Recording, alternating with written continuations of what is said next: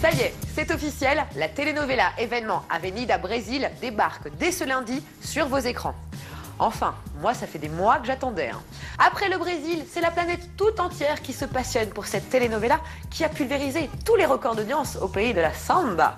Et alors attention, accrochez-vous, nous avons rencontré en exclusivité son créateur ainsi que les acteurs de la série. Embarquement. Avenida Brasil raconte l'histoire de Nina, prête à tout pour se venger de sa belle-mère Carminha, qui l'a abandonnée enfant dans une décharge de Rio après la mort de son père.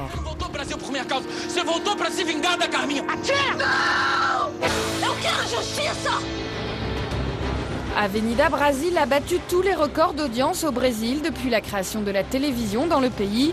Plus de 40 millions de téléspectateurs ont suivi chaque soir les 160 épisodes de la série. Nous avons voulu savoir pourquoi une telenovela avait suscité autant de ferveur.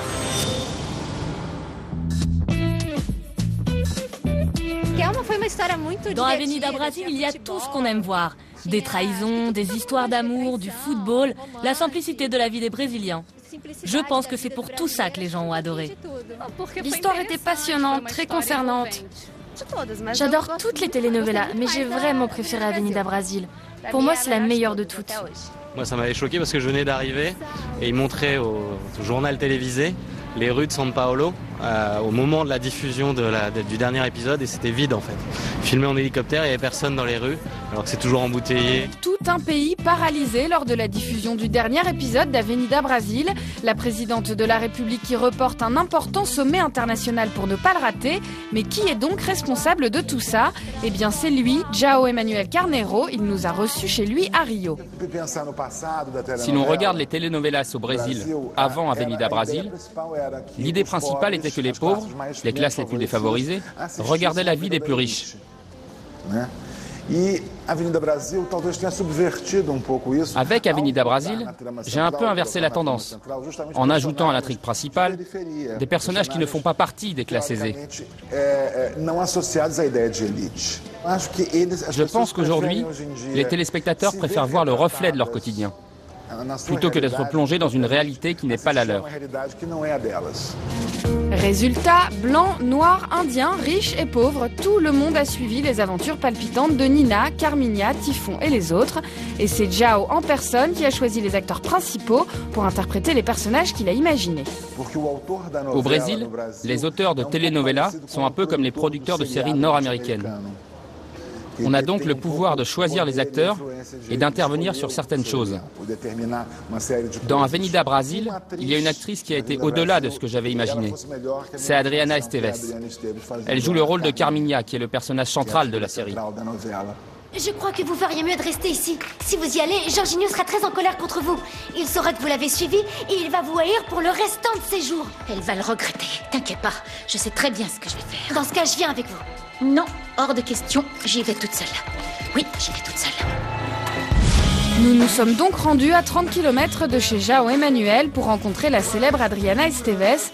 Malheureusement pour nous, dans les studios de la Globo, pas de trace d'elle ce jour-là. Nous avons quand même croisé certaines stars de la série, comme Marcos Caruso, qui interprète le père un peu excentrique de Typhon, l'ancienne star du football devenue le nouveau mari de Carminha. Celui-là, tu vois, c'est l'Eleco, ton beau-père. Je ne sais pas quoi dire. Je suis très émue. Bienvenue dans notre famille, Oui. hein?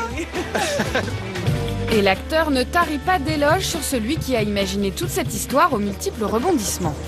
Je pense que João Emanuel Carneiro est l'un des auteurs les plus importants de la télévision brésilienne. Il propose de nouvelles perspectives aux téléspectateurs.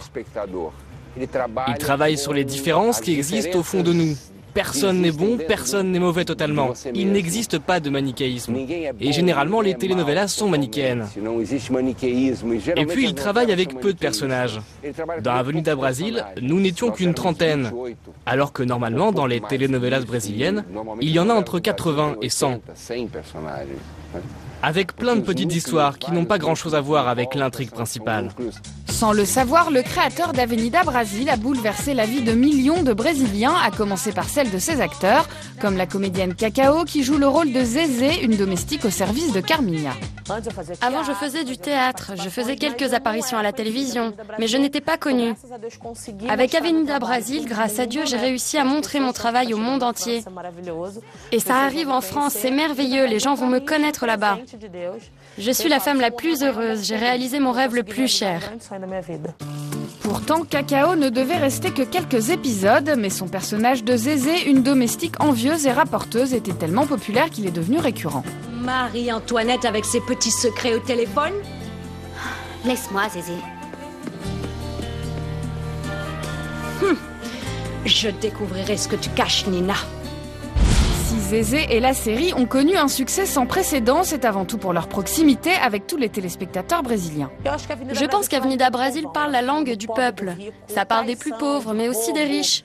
Ça parle de trahison, de vol, de football, de joie. Ce sont des choses qui arrivent tous les jours aux Brésiliens, mais aussi à plein de gens dans le monde.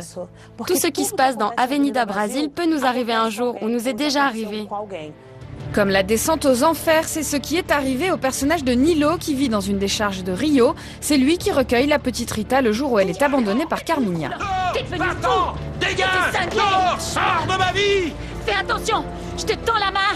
Je te donne une opportunité! Je ne veux rien de toi, je te l'ai déjà dit! José de Abreu est acteur depuis plus de 30 ans. Pour le réalisateur d'Avenida Brasil, Nilo, c'était lui et personne d'autre. J'étais en Jordanie quand j'ai reçu un appel de Ricardo Waddington. Il m'a dit, écoute, j'ai un personnage à te proposer, tu vas l'adorer. C'est le dernier degré de l'enfer. Le personnage est complètement fou, il n'a plus rien dans la vie. Alors je lui ai demandé, mais que fait-il? Il vit dans une décharge. Au Brésil, Avenida Brasil passait à 21h. Alors on a eu un peu peur que le public rejette ce personnage en train de remuer les ordures à l'heure du dîner.